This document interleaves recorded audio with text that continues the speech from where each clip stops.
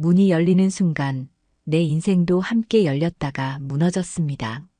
화려한 원피스에 짙은 화장을 한 여성이 노래방 룸 안으로 들어오는 순간 내 손에 들린 소주잔이 공중에 멈췄습니다. 눈앞의 광경이 믿기지 않았습니다.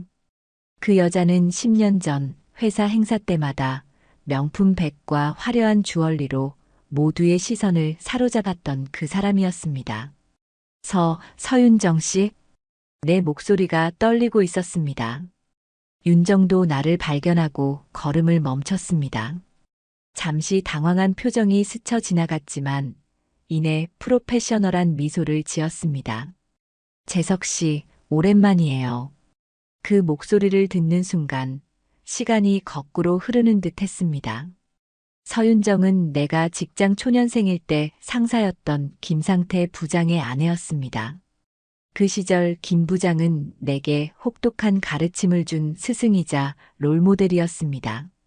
그리고 그의 아내 윤정은 모든 후배 사원들의 선망의 대상이었지요. 어이, 재석이, 아는 사이야? 옆자리에 앉아있던 총무팀 과장이 내 어깨를 툭 치며 물었습니다. 나는 무슨 말을 해야 할지 몰라 그저 어색하게 웃었습니다. 네, 예전에 잠깐. 그날은 50이 된 나의 평범한 일상이 완전히 뒤바뀌는 시작점이었습니다.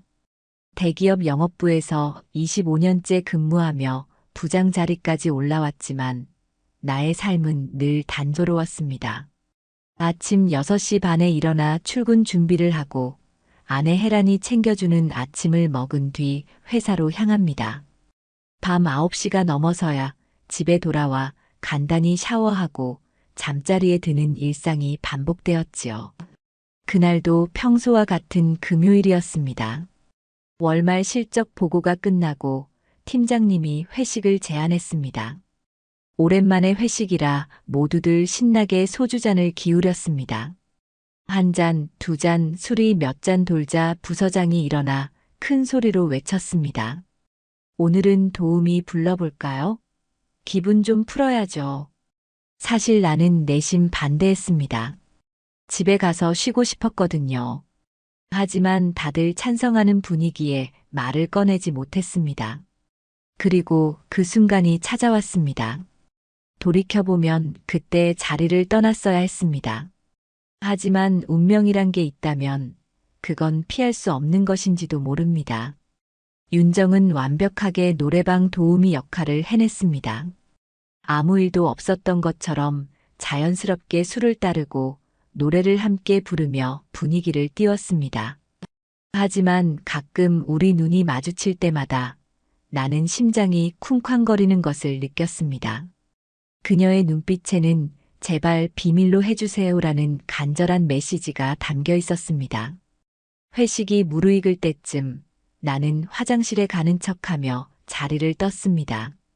복도에서 잠시 심호흡을 하며 정신을 차리려 했지만 머릿속은 온통 혼란스러웠습니다. 김상태 부장은 대체 어떻게 된 걸까요? 왜 그의 아내가 이런 곳에서 일하고 있는 걸까요? 궁금증이 폭발할 것 같았습니다. 회식이 끝날 때까지 나는 제대로 말도 못하고 어색하게 자리를 지켰습니다. 동료들이 하나둘 자리를 뜨기 시작했고 나도 일어났습니다. 그때 윤정과 다시 눈이 마주쳤고 나는 결심했습니다. 반드시 그녀에게 물어봐야겠다고요. 그날 밤 인생에서 2번 다시 돌아올 수 없는 선택의 갈림길에 서 있다는 것을 그때는 알지 못했습니다. 단지 오랜 스승의 아내에 대한 걱정, 그리고 약간의 호기심이 나를 이끌었을 뿐입니다. 하지만 때로는 그런 작은 호기심이 인생을 완전히 바꿔놓기도 합니다.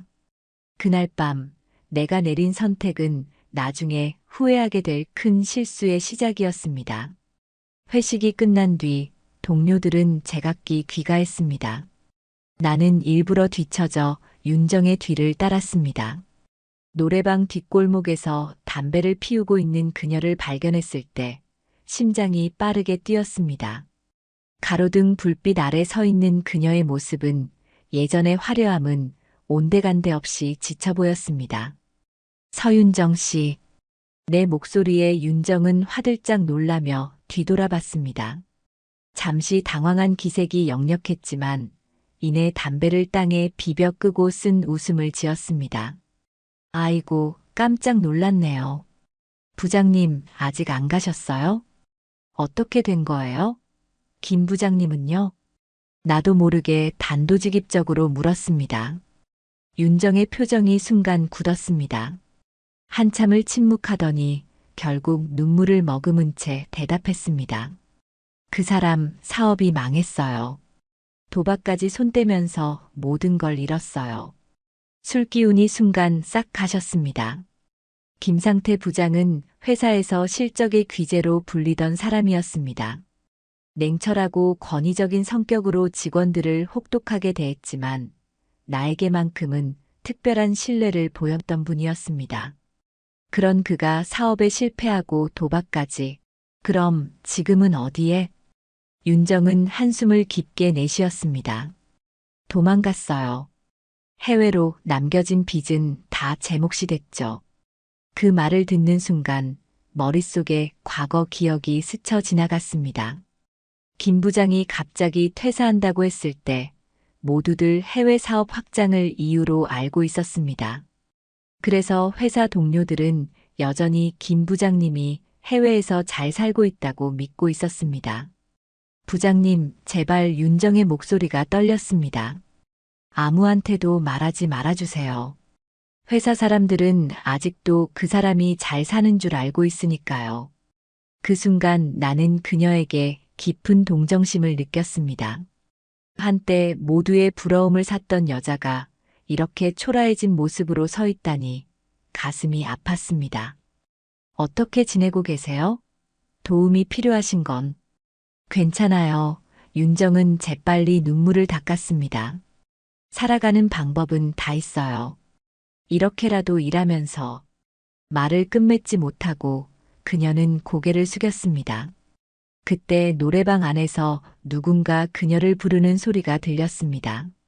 어서 들어가세요. 연락처라도 알려주시면 제가 도울 수 있는 일이 있을지.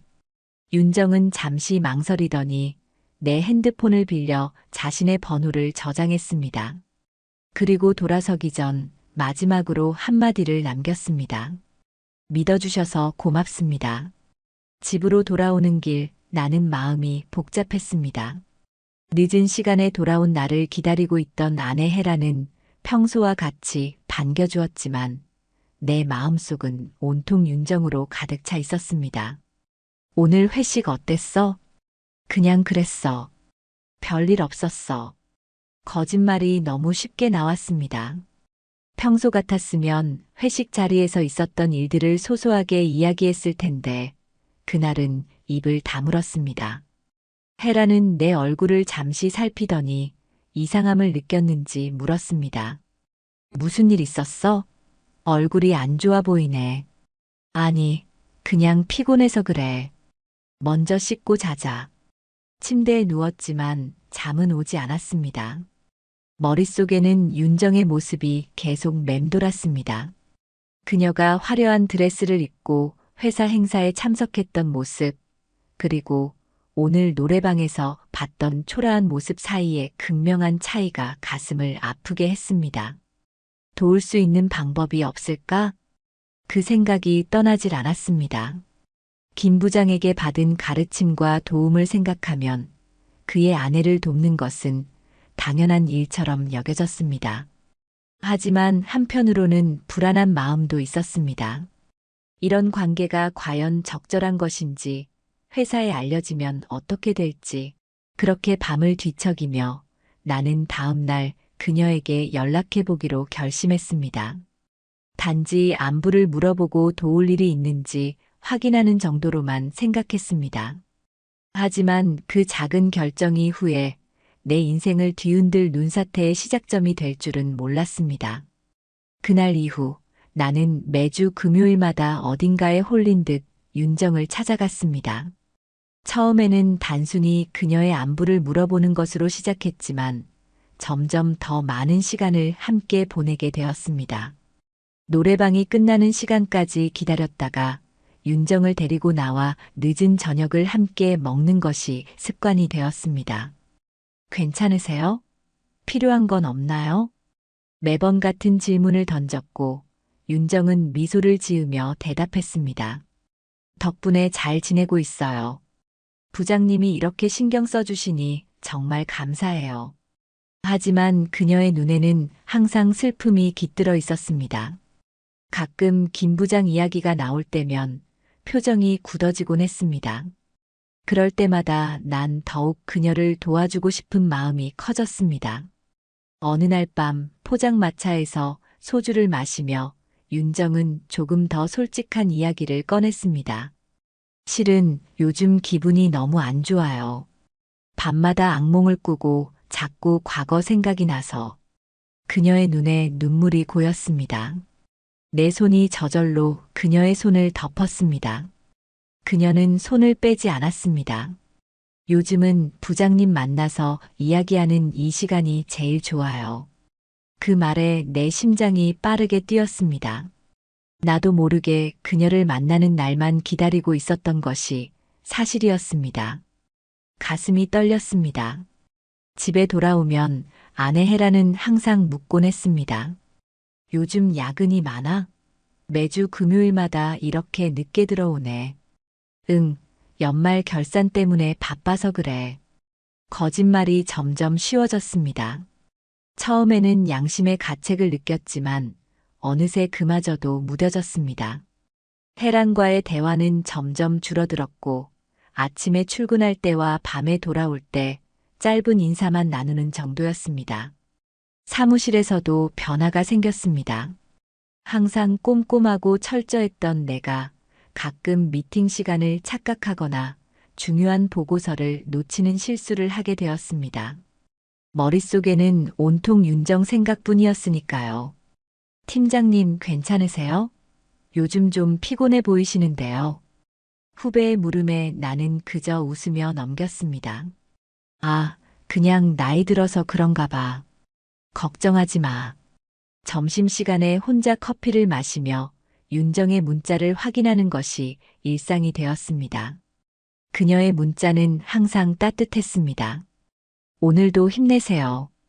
금요일에 봬요. 이런 짧은 메시지 하나에도 하루 종일 기분이 좋아졌습니다. 마치 다시 20몇 살로 돌아간 것 같은 설렘을 느끼곤 했습니다.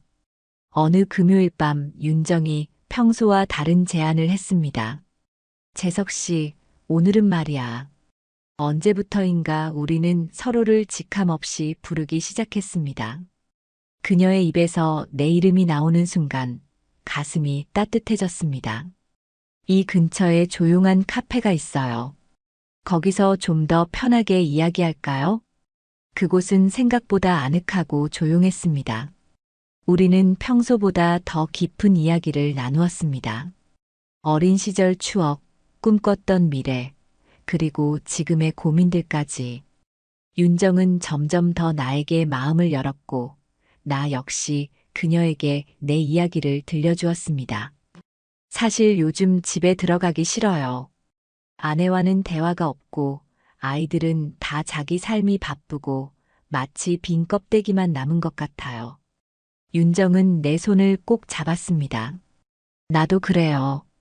매일 밤 텅 빈 집으로 돌아가는 게 너무 외로워요. 이렇게 당신을 만나는 시간이 아니면 버티기 힘들 것 같아요. 그 순간 우리 사이에 무언가가 확실히 변했다는 것을 느꼈습니다. 단순한 위로와 동정을 넘어선 감정이 서로를 향해 피어나고 있었습니다. 카페를 나오면서 윤정이 먼저 말을 꺼냈습니다. 다음 주에는 다른 곳으로 가보는 건 어때요? 그 말이 무슨 의미인지 알면서도 나는 아무렇지 않게 대답했습니다.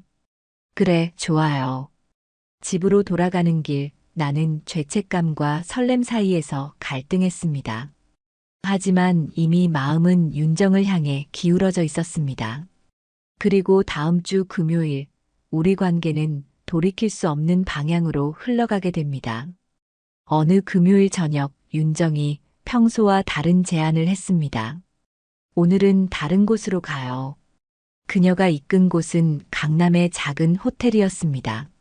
로비에 들어서는 순간 심장이 터질 듯이 뛰었습니다. 이것이 무엇을 의미하는지 너무나 명확했습니다. 윤정은 담담한 표정으로 프론트에 다가가 체크인을 했습니다. 나는 잠시 망설였지만 이내 그녀를 따라 엘리베이터에 올랐습니다. 방문 앞에 서서 윤정이 카드키를 들고 내게 물었습니다. 이렇게 해도 괜찮은 걸까요? 나는 깊게 숨을 들이마셨습니다. 머릿속에는 아내 혜란의 얼굴, 회사에서의 내 위치, 그리고 김 부장과의 의리 같은 것들이 스쳐 지나갔습니다. 하지만 윤정의 눈빛에 이끌려 나는 대답했습니다.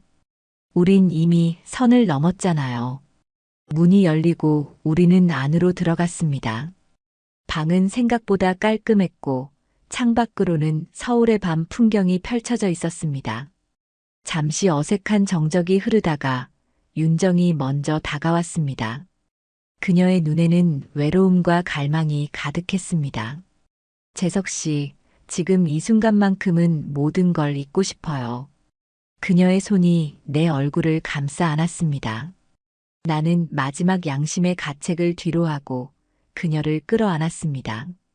그 순간 모든 것이 무너졌습니다. 오랜 결혼 생활, 직장에서의 책임감, 사회적 체면, 그 모든 것이 윤정의 품 안에서 사라졌습니다. 그날 밤 우리는 돌이킬 수 없는 관계가 되었습니다. 둘 다 말없이 누워있던 침대에서 윤정이 먼저 입을 열었습니다. 이런 내가 너무 나쁜 여자처럼 느껴질까봐 걱정됐어요.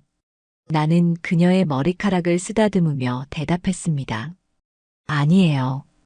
우리 둘 다 외로웠을 뿐이에요. 하지만 내 마음 한구석에선 죄책감이 커져갔습니다. 처음으로 아내를 배신했다는 사실이 무겁게 다가왔습니다. 하지만 이미 돌아갈 수 없는 강을 건넌 후였습니다. 그 이후로 우리는 매주 금요일마다 같은 시간, 같은 호텔에서 만나게 되었습니다. 처음에는 죄책감과 불안감이 컸지만 점차 그것마저 무뎌져 갔습니다. 마치 이중생활이 일상이 된 것처럼 나는 점점 능숙하게 거짓말을 하게 되었습니다. 또 야근이야? 혜란이 물을 때마다 나는 너무나 자연스럽게 대답했습니다. 응, 연말이라 바빠서. 곧 끝날 거야. 하지만 곧은 결코 오지 않았습니다. 오히려 우리의 만남은 더 잦아졌고 때로는 주중에도 점심시간을 이용해 윤정을 만나곤 했습니다. 회사에서도 나의 변화를 눈치챈 사람들이 있었습니다. 윤 부장님, 요즘 좀 다르신 것 같아요. 혹시 연애라도 하세요? 후배의 농담에 나는 헛기침을 하며 얼버무렸습니다.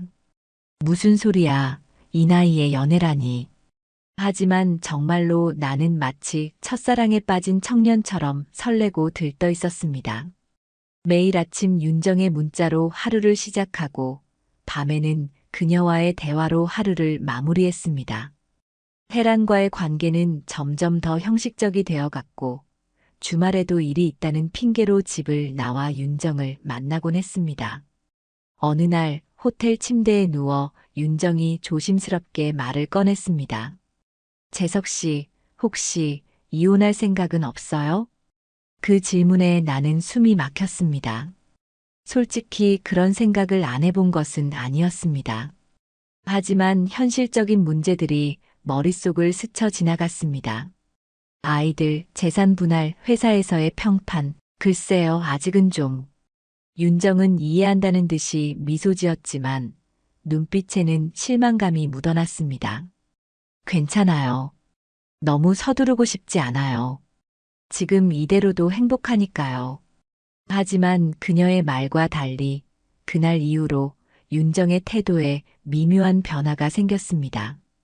가끔 멍하니 생각에 잠기거나 갑자기 울음을 터뜨리기도 했습니다. 그럴 때마다 나는 더 큰 죄책감을 느꼈고 그것을 달래기 위해 더 많은 것을 해주려고 했습니다. 윤정 씨, 혹시 필요한 거 있으면 말해요. 내가 할 수 있는 건 뭐든지. 그러던 어느 날 윤정이 마침내 입을 열었습니다. 사실 빚 독촉이 너무 심해요. 얼마 전부터 대출금 상환 독촉장이 계속 오고 있어요. 나는 즉시 지갑을 열었습니다. 하지만 윤정은 고개를 저었습니다. 그냥 현금으로는 안 돼요. 제 이름으로 된 계좌로 입금이 되어야 해서. 그 순간 나는 알아차리지 못했습니다. 이것이 나를 함정으로 이끄는 첫 번째 단계라는 것을. 매주 반복되는 거짓말과 이중생활로 내 일상은 점차 무너져 갔습니다. 집에서는 말이 없어졌고 회사에서는 집중력이 떨어졌습니다. 하지만 그런 변화를 가장 먼저 눈치챈 사람은 아내 혜란이었습니다. 어느 저녁 늦게 퇴근해서 집에 들어가자 혜란이 거실 소파에 앉아 나를 기다리고 있었습니다. 평소와 달리 텔레비전도 켜져 있지 않았고 집안은 무거운 침묵으로 가득했습니다. 요즘 왜 이렇게 늦어? 매일 야근이야? 혜란의 목소리는 평소보다 날카로웠습니다. 나는 습관적으로 넥타이를 느슨하게 풀며 대답했습니다. 응, 연말 결산 때문에 바빠서 그래. 하지만 혜란은 고개를 저었습니다. 연말 결산은 지난달에 끝났잖아. 네가 그랬었어. 순간 말문이 막혔습니다. 그동안 너무 많은 거짓말을 했던 나머지 내가 한 말을 기억하지 못했던 겁니다. 아, 그게 다른 프로젝트가 또 있어서. 헤라는 더 이상 말을 이어가지 않았습니다. 대신 자리에서 일어나 침실로 들어갔고 문을 세게 닫는 소리가 들렸습니다. 그날 밤 나는 소파에서 잠을 청했습니다. 다음 날 아침 평소처럼 서둘러 출근 준비를 하고 있을 때 혜란이 다가왔습니다. 그녀의 손에는 내 셔츠가 들려 있었습니다. 이건 뭐지? 셔츠 칼라에 희미하게 립스틱 자국이 남아 있었습니다. 심장이 쿵 내려앉았습니다. 아, 그건 아마 회식 때 누가 술에 취해서 그랬나 봐. 혜란은 아무 말 없이 셔츠를 내게 건넸습니다. 그녀의 눈에 눈물이 고여 있었지만 참고 있는 모습이 더 가슴 아팠습니다. 자기야, 정말 아무 일도 없어. 믿어줘. 하지만 혜란의 표정은 이미 믿음이 깨져버렸다는 것을 말해주고 있었습니다. 그날 이후 집안 분위기는 더욱 냉랭해졌습니다. 혜란은 나와 대화를 피했고 식사 시간도 따로 가졌습니다. 아이들도 뭔가 이상함을 느꼈는지 어색한 표정으로 우리를 바라보곤 했습니다. 그러던 어느 금요일 나는 평소처럼 야근을 핑계로 윤정과의 만남을 준비했습니다. 혜란에게 문자를 보냈습니다. 오늘도 늦을 것 같아. 기다리지 말고 자. 혜란은 읽음 표시만 떴을 뿐 답장은 오지 않았습니다. 그날 밤 윤정과의 만남은 평소와 달리 무거운 분위기였습니다. 윤정은 계속해서 금전적인 문제를 언급했고 나는 그녀를 돕기 위해 더 많은 돈을 건네주었습니다. 하지만 윤정의 요구는 점점 커져갔습니다. 재석 씨, 사실 빚이 생각보다 더 많아요. 이자만 해도 감당이 안 돼요. 나는 고민했습니다. 개인 자금으로는 더 이상 감당하기 어려운 금액이었습니다. 그때 윤정이 조심스럽게 제안했습니다. 혹시 회사에서 임시로 돈을 빌릴 수 있을까요? 나중에 김 부장이 돌아오면 다시 갚을 수 있을 텐데. 그 말에 순간 등골이 오싹했습니다. 회사 자금을 유용한다는 것은 명백한 범죄였습니다. 하지만 윤정의 눈물 어린 호소와 나의 약해진 판단력이 결합해 결국 나는 그녀의 제안을 받아들였습니다. 호텔을 나와 주차장으로 향하던 중 저 멀리서 누군가 우리를 지켜보고 있다는 느낌이 들었습니다. 순간 돌아보았지만 아무도 보이지 않았습니다. 그저 내 불안한 마음이 만들어낸 착각이라고 생각했습니다. 하지만 그것은 착각이 아니었습니다. 차에 탄 후 백미러를 통해 주차장 입구에 서 있는 여자의 실루엣이 보였습니다. 가로등 불빛에 드러난 그 모습은 혜란이었습니다. 심장이 멎는 것 같았습니다. 혜란이 나를 미행했다는 사실이 충격적이었습니다. 그녀가 얼마나 오랫동안 나를 지켜봤는지, 무엇을 보았는지 생각만 해도 식은땀이 흘렀습니다. 그날 밤 집에 돌아갔을 때 집은 텅 비어 있었습니다.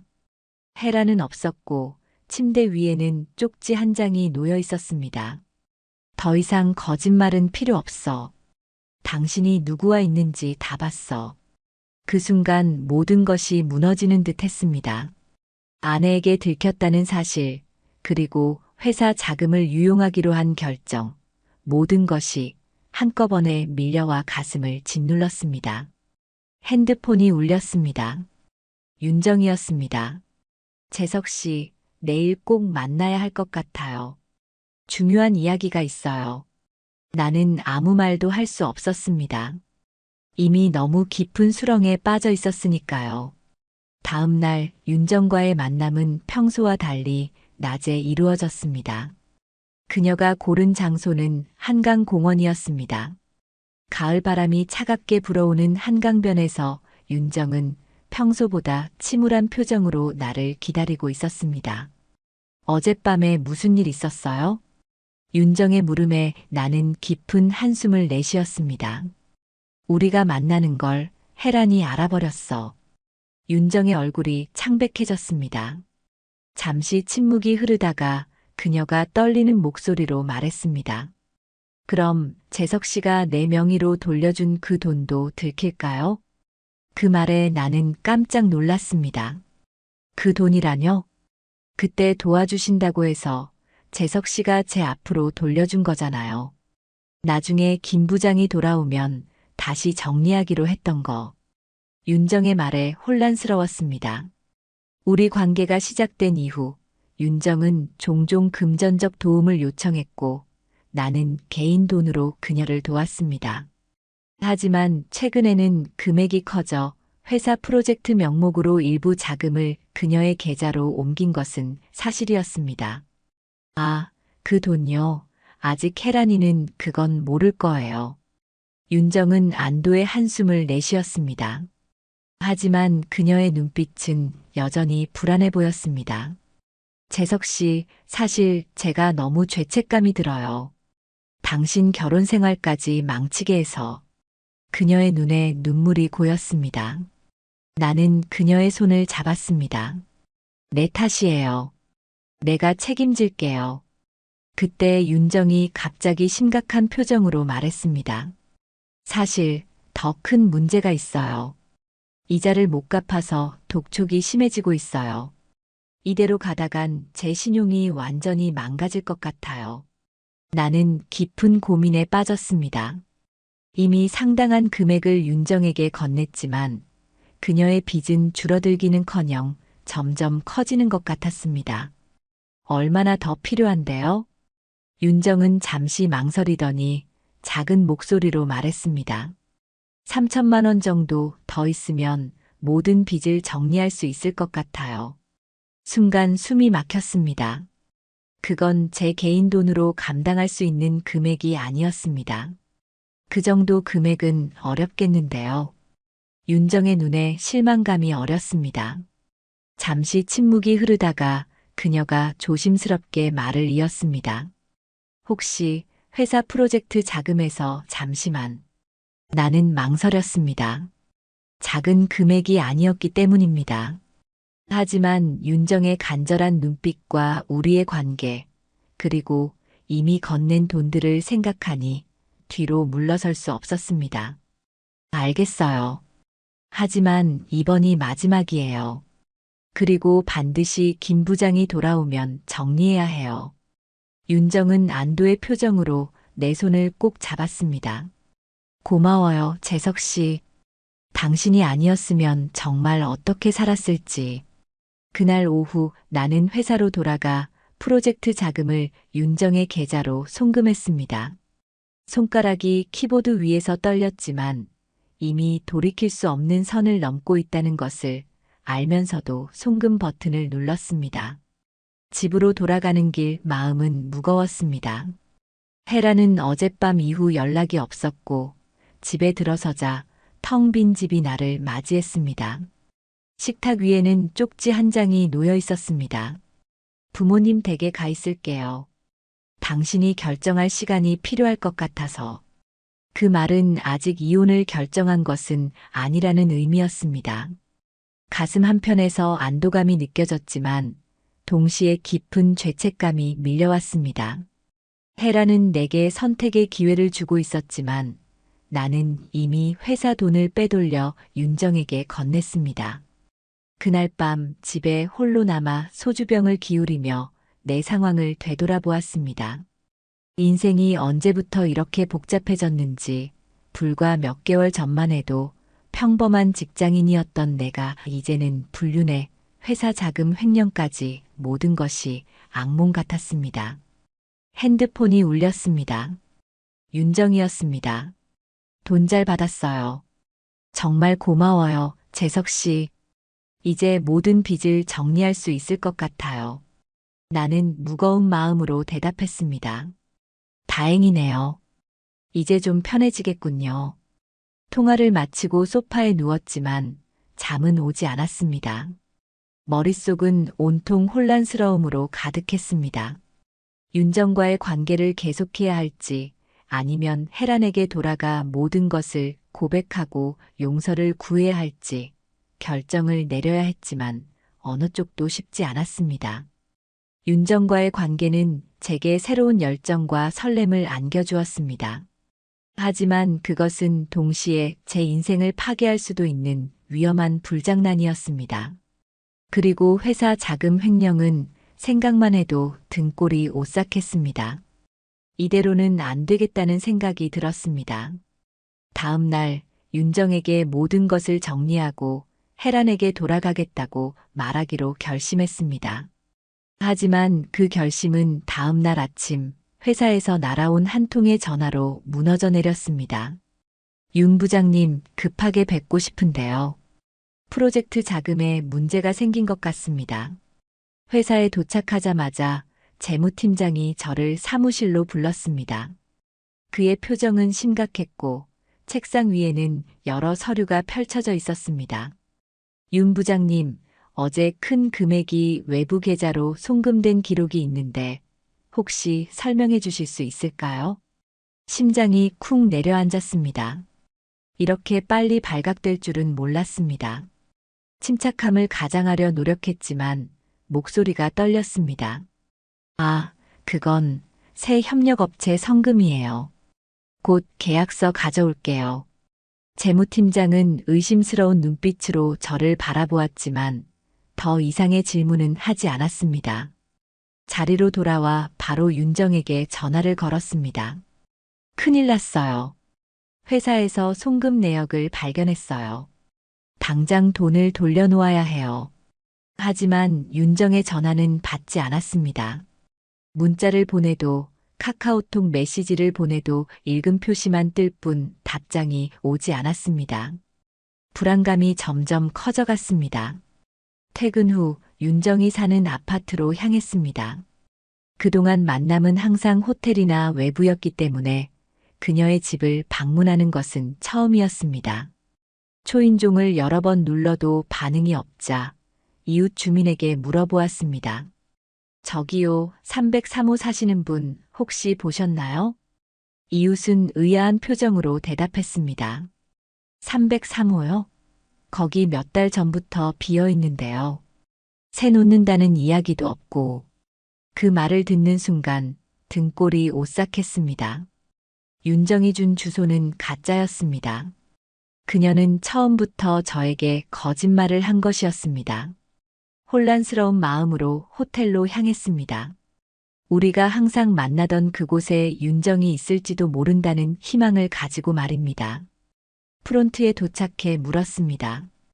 오늘 서윤정이라는 분이 체크인 하셨나요? 직원은 컴퓨터를 확인하더니 고개를 저었습니다. 아니요. 그런 이름으로 예약된 손님은 없습니다. 마지막 희망인 노래방으로 향했습니다. 윤정을 처음 만났던 그곳에 그녀가 있을지도 모른다는 생각에 서둘러 발걸음을 옮겼습니다. 노래방에 도착해 매니저에게 물었습니다. 서윤정이라는 도우미 분 계신가요? 매니저는 의아한 표정으로 저를 바라보았습니다. 서윤정이요? 그런 이름의 직원은 없는데요. 키가 165cm 정도의 긴 머리를 한 여성인데 매니저는 고개를 저었습니다. 죄송합니다만 그런 분은 여기서 일한 적이 없습니다. 모든 것이 거짓이었습니다.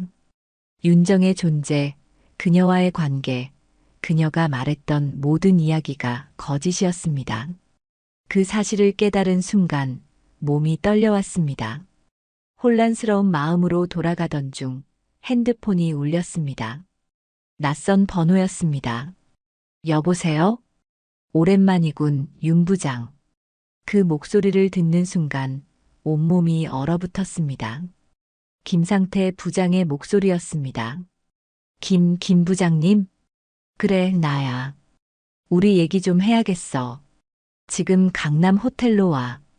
전화가 끊겼습니다. 심장이 미친 듯이 뛰었지만 더 이상 도망칠 곳은 없었습니다. 무거운 발걸음으로 호텔로 향했습니다. 호텔 방문을 열자 김상태 부장이 소파에 앉아 있었습니다. 그리고 그의 옆에는 윤정이 서 있었습니다. 두 사람 모두 여유로운 미소를 짓고 있었습니다. 앉게, 윤 부장. 김 부장의 말에 기계적으로 의자에 앉았습니다. 당황한 것 같군. 하지만 우린 시간이 많아. 천천히 이야기해보자. 김 부장은 테이블 위에 있던 서류 뭉치를 저에게 밀었습니다. 거기에는 제가 회사 자금을 윤정의 계좌로 송금한 모든 내역이 있었습니다. 고생했어, 재석 씨. 덕분에 많은 돈을 빼돌릴 수 있었네요. 윤정의 목소리는 차갑게 변해 있었습니다. 더 이상 그녀의 눈에서 따뜻함이나 연약함은 찾아볼 수 없었습니다. 대체 무슨 의미죠? 김 부장이 웃으며 대답했습니다. 간단해. 자네는 우리의 계획대로 움직인 거야. 자니가 회사 자금을 빼돌린 모든 증거가 여기 있어. 물론 그 돈은 이미 우리 계좌로 빠져나갔고 모든 것이 한순간에 명확해졌습니다. 그들은 처음부터 저를 함정에 빠뜨리기 위해 계획을 세웠던 것입니다. 윤정의 노래방 도우미 역할, 불쌍한 과거 이야기, 그리고 우리의 관계까지 모든 것이 철저히 계산된 연기였습니다. 왜 이런 짓을? 김 부장의 얼굴에 냉소가 번졌습니다. 자니가 기억하지 못할 수도 있지만 6년 전 내가 회사를 떠나게 된 건 자네 때문이야. 자니가 내 실수를 상부에 보고해서 나는 모든 걸 잃었어. 내 명예, 내 경력, 내 미래. 그 순간 희미한 기억이 떠올랐습니다. 예전에 김 부장이 회사 자금을 개인적으로 사용한 정황을 발견하고 보고했던 일이 있었습니다. 하지만 그건 제 의무였고 김 부장은 그저 견책을 받고 스스로 사임했다고만 알고 있었습니다. 그건 제 의무였습니다. 회사 규정상. 규정? 김 부장이 비웃었습니다. 자니가 그 규정 때문에 내 인생을 망쳤어. 그리고 이제 나도 자네 인생을 망칠 차례지. 윤정이 한 발 앞으로 나왔습니다. 당신이 얼마나 쉽게 넘어올지 몰랐어요. 사실 처음에는 더 오래 걸릴 줄 알았는데 너무 쉬웠어요. 그녀의 말 한마디 한마디가 가슴을 찔렀습니다. 사랑한다고 믿었던 여자의 입에서 나오는 차가운 배신의 말들이 저를 무너뜨렸습니다. 내일 아침 이 모든 증거가 회사에 전달될 거야. 자네는 회사 자금 횡령으로 체포될 것이고 우리는 그 돈을 가지고 멀리 떠날 거야. 김 부장의 말에 절망감이 밀려왔습니다. 모든 것이 끝났다는 사실을 깨달았습니다. 방을 나오면서 김 부장이 마지막으로 한마디를 던졌습니다. 참, 자네 아내에게도 이 사실을 알려줬어. 자네와 윤정의 사진도 함께. 문이 닫히고 저는 복도에 홀로 남겨졌습니다. 인생에서 가장 어두운 밤이 시작되고 있었습니다. 다음 날 아침 회사에 도착하자마자 사장님 비서가 저를 불렀습니다. 이미 알고 있었지만 그 순간이 오자 심장이 멎는 것 같았습니다. 윤 부장님, 사장님께서 지금 바로 뵙자고 하십니다. 사장실로 들어서자 테이블 위에는 어제 김상태 부장이 보여주었던 것과 같은 서류들이 펼쳐져 있었습니다. 사장님의 표정은 굳어 있었고 그 옆에는 재무팀장과 감사팀장이 서 있었습니다. 윤재석 부장, 설명할 기회를 주겠소. 사장님의 목소리는 차가웠습니다. 하지만 무슨 말을 해야 할지 몰랐습니다. 모든 증거가 명백했고 제가 한 일을 부인할 수 없었습니다. 죄송합니다. 제가 실수를. 말이 끝나기도 전에 사장님이 손을 들어 저를 멈추게 했습니다. 더 이상의 변명은 필요 없소. 자네는 지금 이 순간부로 해고요. 그리고 회사는 자네를 횡령 혐의로 고소할 것이오. 단 몇 분 만에 25년간 몸담았던 회사에서의 경력이 끝났습니다. 개인 물품을 챙기기 위해 제 사무실로 돌아가는 길, 동료들의 시선이 따가웠습니다. 소문은 이미 퍼진 듯했고 모두가 저를 범죄자처럼 바라보았습니다. 사무실에서 물건을 정리하는데 핸드폰이 울렸습니다. 혜란이었습니다. 혜란아, 나 변호사를 통해 이혼 서류를 보낼 거예요. 혜란의 목소리는 차갑고 단호했습니다. 제발 한 번만 만나서 이야기할 수 있을까? 내가 설명할게. 설명? 뭘 설명하실 건데요? 당신이 그 여자와 호텔에 드나들었던 사진, 회사 돈을 빼돌린 증거, 모든 게 다 와 있어요. 더 이상 할 말 없어요. 전화가 끊겼습니다. 혜란마저 잃었다는 사실이 가슴을 찢어 놓았습니다. 회사를 나와 집으로 향했지만 현관문 앞에 도착해 보니 비밀번호가 변경되어 있었습니다. 초인종을 눌러도 아무 대답이 없었습니다. 결국 쪽지 한 장을 남기고 발걸음을 돌렸습니다. 혜란아, 정말 미안해. 내가 큰 실수를 했어. 하지만 널 사랑해. 언제든 이야기할 준비가 되면 연락해줘. 그렇게 저는 가족과 직장, 명예를 모두 잃은 채 거리를 방황하게 되었습니다. 호텔에 묵으며 이 모든 상황을 어떻게 해결할지 고민했지만 답은 보이지 않았습니다. 일주일 후 현관 벨이 울렸습니다. 경찰이었습니다. 윤재석 씨, 회사 자금 횡령 혐의로 체포하겠습니다. 수갑이 채워지는 순간 모든 것이 느려지는 듯 했습니다. 경찰서로 향하는 차 안에서 창밖을 바라보며 생각했습니다. 어떻게 내 인생이 이렇게 무너질 수 있을까? 구치소에서의 날들은 악몽 같았습니다. 한때 존경받던 회사 간부였던 제가 이제는 범죄자가 되어 차가운 콘크리트 벽에 둘러싸여 지내게 되었습니다. 밤마다 꿈에서 윤정과 김 부장의 얼굴이 나타나 저를 조롱했습니다. 변호사를 통해 들은 소식에 따르면 김상태와 서윤정은 제가 송금한 돈을 가지고 해외로 도피했다고 합니다. 그들을 찾기 위한 수사가 진행 중이지만 이미 자금은 여러 경로를 통해 세탁되어 추적이 어려운 상황이라고 했습니다. 재판날 법정에는 혜란이 앉아 있었습니다. 우리 눈이 마주쳤지만 그녀는 곧 고개를 돌렸습니다. 증인석에 선 회사 동료들은 하나같이 제가 최근 몇 개월간 이상 행동을 보였다고 증언했습니다. 결국 저는 횡령 혐의로 유죄 판결을 받았고 3년의 실형을 선고받았습니다. 교도소에서의 첫날, 작은 창문으로 들어오는 햇빛을 바라보며 지난 날을 돌아보았습니다. 한때는 성공한 회사원이었고, 가정도 있었고, 존경도 받았습니다. 하지만 순간의 유혹과 나약함으로 모든 것을 잃었습니다. 윤정과의 만남이 함정이었다는 것을 알면서도 제 마음 한편에서는 여전히 그녀를 그리워했습니다. 이성적으로는 그녀가 저를 속였다는 것을 알지만 감정적으로는 그녀와 함께했던 시간들이 모두 거짓이었다는 것을 받아들이기 어려웠습니다. 교도소 상담사와의 면담에서 제 이야기를 털어놓았습니다. 결국 제가 약했던 거죠. 유혹에 넘어가 모든 것을 잃었습니다. 상담사는 고개를 끄덕였습니다. 누구나 약한 순간이 있습니다. 중요한 건 그 후에 어떻게 하느냐죠. 지금부터라도 진실된 삶을 살아간다면 언젠가는 다시 시작할 수 있을 겁니다. 그 말이 작은 희망을 주었습니다. 교도소에서 시간을 보내며 저는 제 과오를 깊이 반성하고 출소 후의 삶을 계획하기 시작했습니다.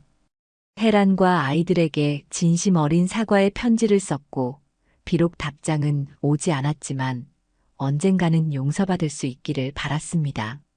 그리고 3개월이 지난 어느 날 면회 신청이 들어왔습니다. 면회실에 들어서자 놀랍게도 혜란이 앉아 있었습니다. 혜란아, 많이 야위었네요. 어색한 침묵이 흐른 뒤 혜란이 말을 이었습니다. 김상태와 서윤정이 잡혔대요. 태국에서 체포되어 한국으로 송환된다고 합니다. 그 소식에 가슴이 쿵 내려앉았습니다. 드디어 그들이 저지른 일에 대한 대가를 치르게 되었다는 생각에 약간의 위안을 느꼈습니다. 재판이 다시 열릴 거예요. 그들의 계획적인 함정이었다는 증거가 나왔대요. 당신 형량이 줄어들 수도 있대요. 혜란의 목소리에는 여전히 차가움이 있었지만 그녀가 이곳에 온 것만으로도 감사했습니다. 혜란아, 정말 미안해. 내가 너무 어리석었어. 혜란은 잠시 침묵하다가 작은 목소리로 말했습니다. 아직은 용서할 수 없어요. 하지만 시간이 지나면 모르겠어요. 그 말만으로도 큰 위로가 되었습니다. 비록 지금은 모든 것을 잃은 상태지만 언젠가는 다시 시작할 수 있다는 희망이 생겼습니다. 교도소 창문으로 보이는 하늘을 바라보며 생각했습니다. 삶은 때로 예상치 못한 방향으로 흘러가고 순간의 선택이 인생을 완전히 바꿔놓기도 합니다. 하지만 진정한 반성과 뉘우침이 있다면 어떤 상황에서도 새로운 시작은 가능할 것입니다. 때로는 운명처럼 찾아온 사랑이 가장 위험한 함정이 될 수 있습니다. 모든 것이 진실처럼 보였지만 결국 그 뒤에 숨겨진 것은 냉혹한 복수였던 것이죠. 하지만 이제 저는 압니다. 진정한 사랑은 거짓과 속임수가 아닌 정직과 신뢰 위에 세워진다는 것을